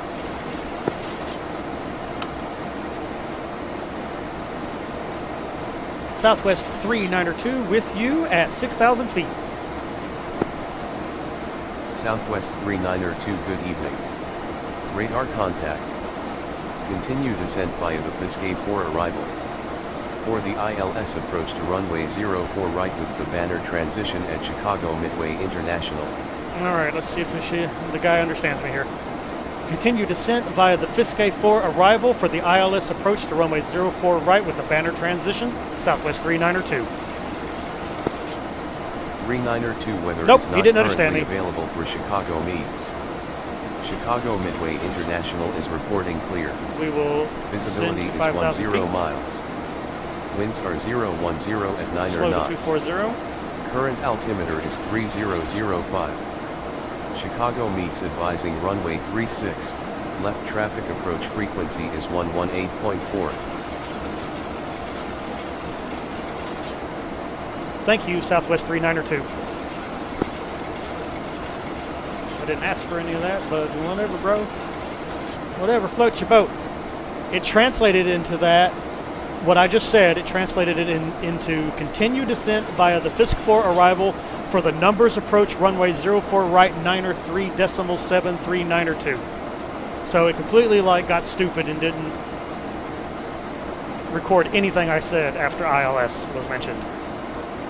I don't know why it does that, but it does it all the time.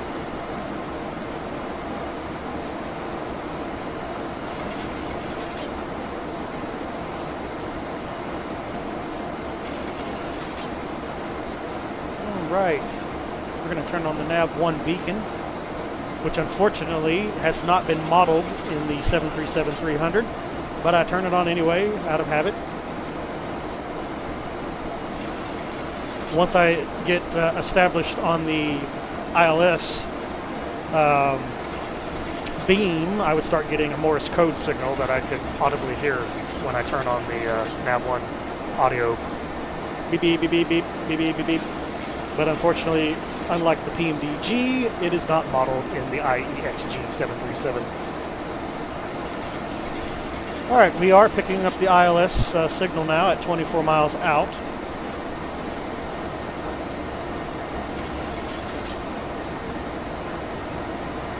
Probably going to end up getting some vectors here in a second.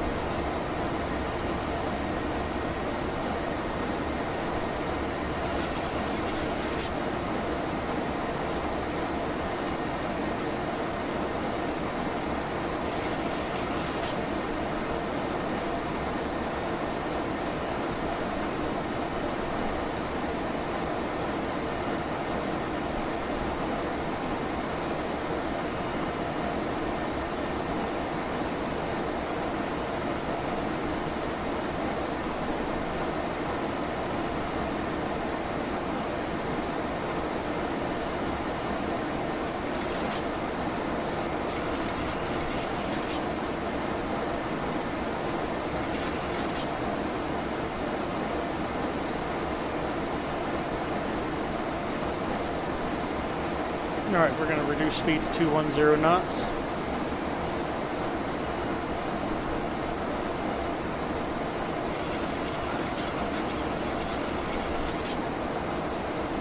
This airport is very unforgiving if you screw up the approach.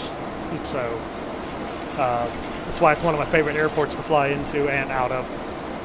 The into part absolutely terrorizes me. It's become less terrorizing with more experience, but man, the first few times I visited Chicago Midway, I had to change my underwear after every landing.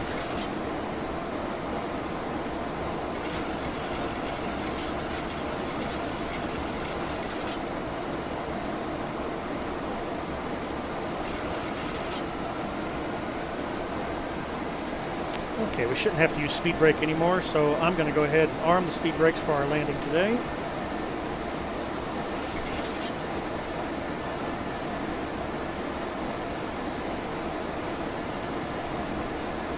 Closing on the ILS, 17 miles to go.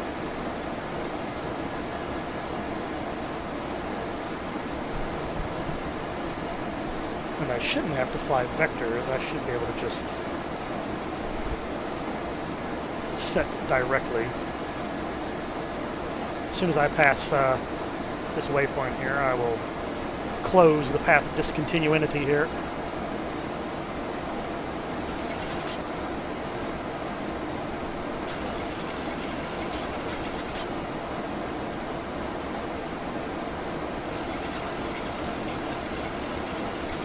Alright, there we are, and there's Southwest banner. 3902 turn right heading 280 vectors to the ILS approach for runway 04 right at Chicago Midway International.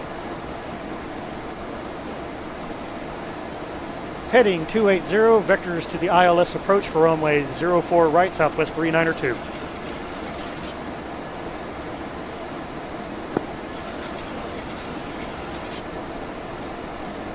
technically I don't really need to set that, but you know, whatever.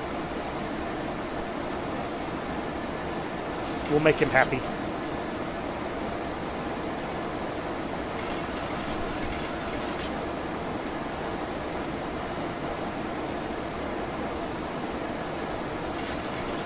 All right, 14 miles. So basically we're going to hit it hard here, a hard right turn onto the ILS. You can see we don't have the ILS just yet here. We are picking up the DME equipment, but we don't have the ILS beam over here just yet. It is coming up.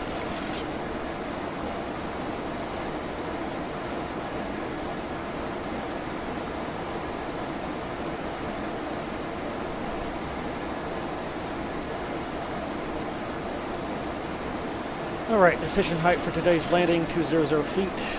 Radar altimeter set.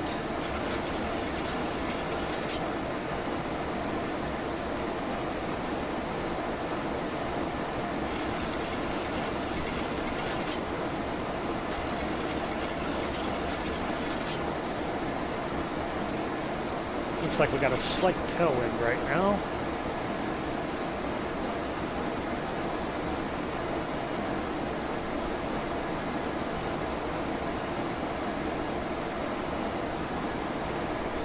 See, I don't get it. When I read back to the approach controller on that one, it translated it correctly. Heading 280, vectors to the ILS approach for runway 04 right. But during the initial call out for the runway verification, it always fails, every time.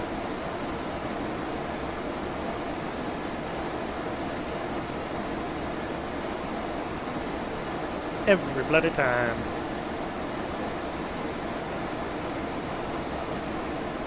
All right, we are now picking it up.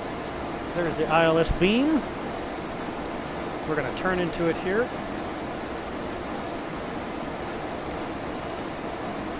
We're just going to skip to banner direct.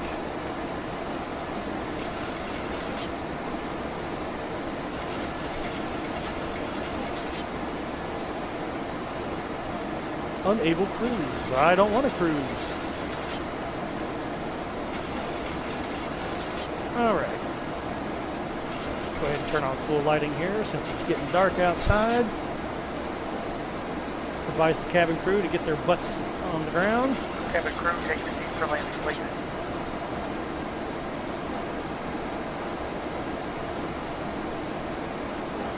Southwest 392 turn right heading 315 descend and maintain 4,000 feet.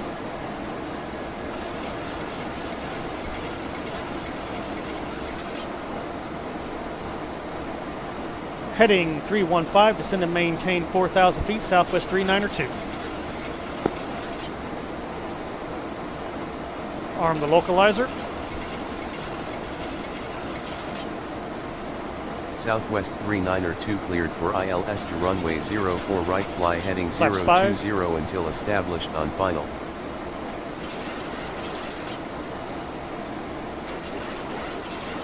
Cleared ILS approach to runway 04 right, fly heading 020, Southwest 392.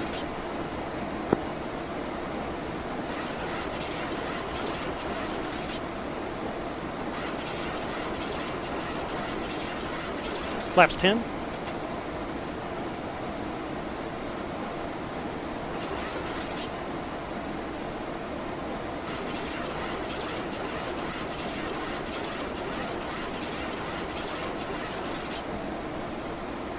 Alright, looking for the beam capture here. Got it. VOR localizer locked.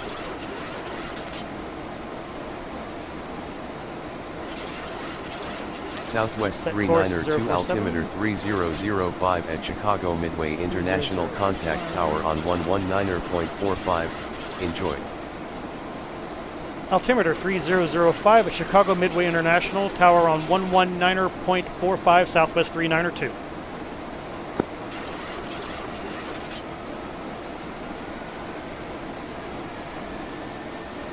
Read that Altimeter back, please. 3005 at Chicago Midway International Tower on 119.45 Southwest 392.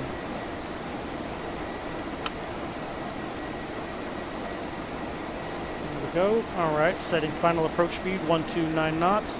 Gear down. Flaps 15.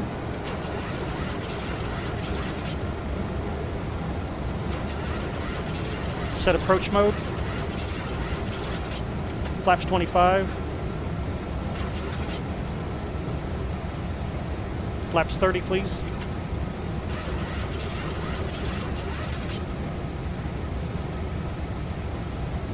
Glide scope capture.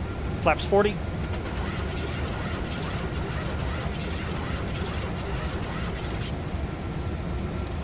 Airport in sight. The runway in sight. Landing checklist, please. Engine start switches, continuous. Speed brake, armed. Flaps 40, green lights. Landing gear, 3 down green, check. And we'll set missed approach altitude, 2,600 feet. Done.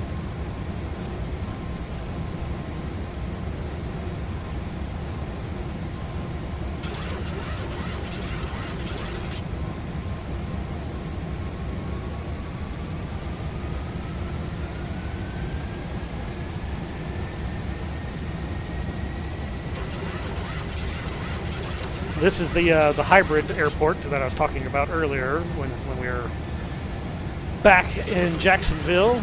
So this is a blending of the payware version of this airport and the freeware version, which can be grabbed off the org.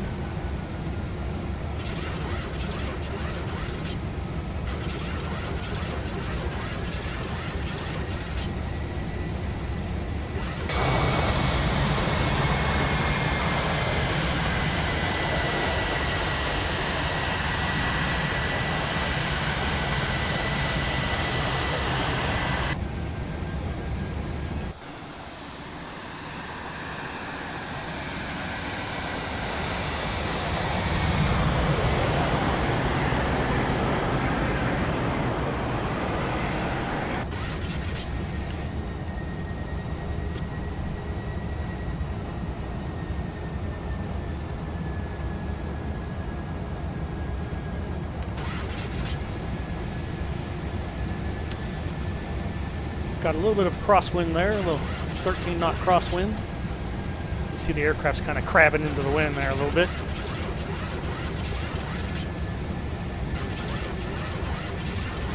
Speed is good. Glide is good. Aircraft is in full auto land mode. Up, there we go. Confirmation. You saw the little symbols blink there. That means it has a auto land lock.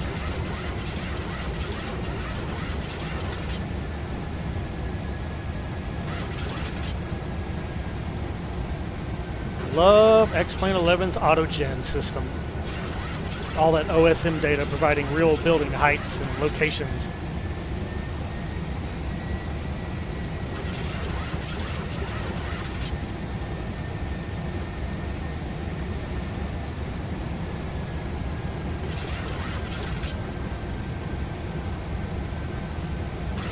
Alright, she's lining up nice. 1,000 feet.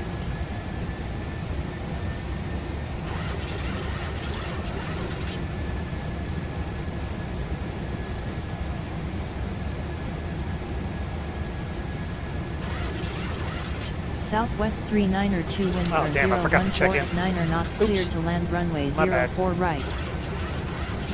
Cleared to land runway 04 Approaching right, Southwest 4 392. right. I was supposed to check in with the tower, but I forgot to. Luckily, they checked in to see if I was listening. All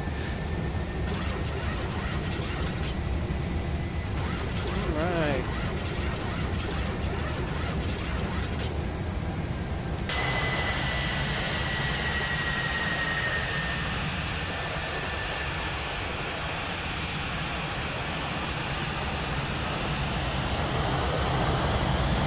I'm going to let the aircraft land itself here just so we can see some cool outside views.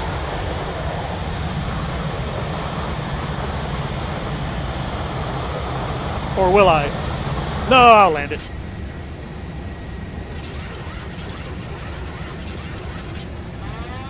I have control. 100. 50. 40. Oh, long landing. 30, 20, 10. Long landing, big time. Long landing. Long landing. 3,000 feet. Reverse is remaining. full. Southwest 392 exit runway label.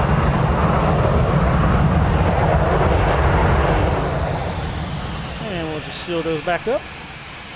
Woohoo! Landed like a pro. Kinda. Acceptable landing, 223 feet per minute. And auto brake off. Whoop, whoop. Oh, come on. Flaps down, brakes off. And I think we can actually exit right here since we were so Johnny on the spot with our landing today. Flaps up, please. And we'll hold position right here. You just let them know we are ready to come on in. Clear of active, Southwest 392. Southwest 392, welcome to Chicago Midway International, clear to cross runway 31 right, remain this frequency for further instructions. And it's screwing up again. Cleared to cross runway 31 right, remain this frequency, Southwest 392. Yeah, I need to check the file on this because it gives very poor instructions here. Go ahead and start the APU, please. Lights off. Strobe light off. Weather radar off.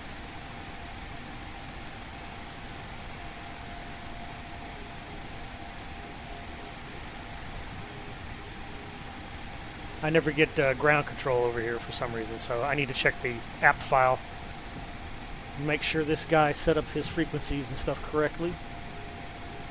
Until then, we're just going to be rebels and taxi ourselves into the gate ourselves. Since I don't really need much help finding it because it's right over there.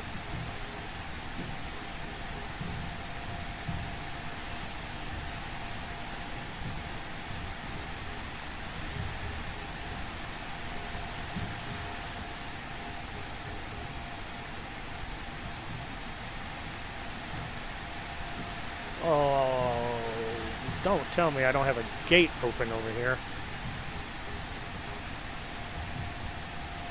Oh, you road hogs! Oh my goodness, I think there's a Southwest plane at every gate.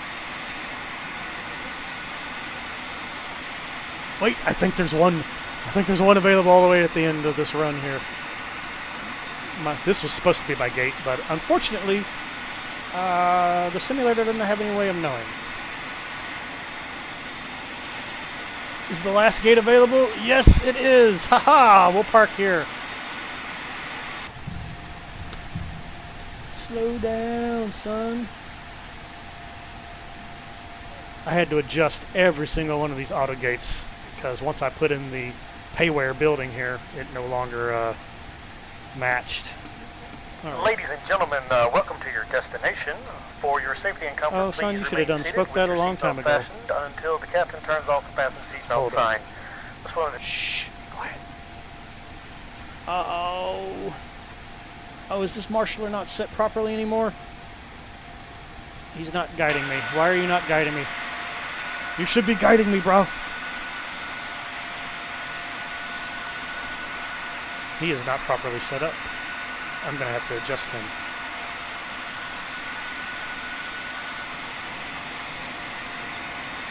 You didn't guide me, bro. I thought we were friends. All right, parking brake set. Over to the APU. APU bleed on. Still providing good packs. Engines off. Oh. Well, the auto gate's working. The marshaller just isn't.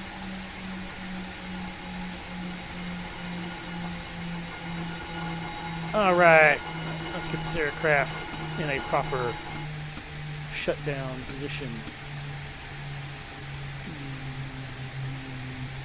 Auto dampener on. Emergency lights disarmed. Seatbelt signs off. Switches off. Lights off, off.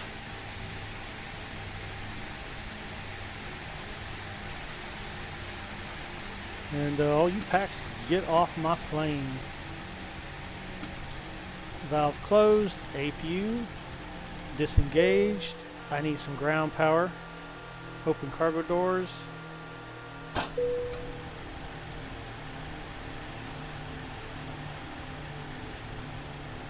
And close enough for government work. Alright, we have arrived at our destinations. Let's call up the ground handling crew. I think I have to load the Southwest livery again. It should have stayed in memory, but I guess it's per airport. And bring up the control panel. We need the chocks put in, and the cones put in, and loader, stairway number 2. We will require a refuel truck, but we don't need catering. We still have plenty of food on board, so. All right. Well, boys and girls, that concludes our flight today. That was kind of a fun one. We're going to try to do a replay. I don't know if they fixed the bug where this plane tends to crash the simulator when you try to do an instant replay, so I'm going to wait to load that. Because first, I want to show off some of the work I did here, because gosh darn it, I had to do a lot of work. So what did we do exactly around here? Well, I'll show you.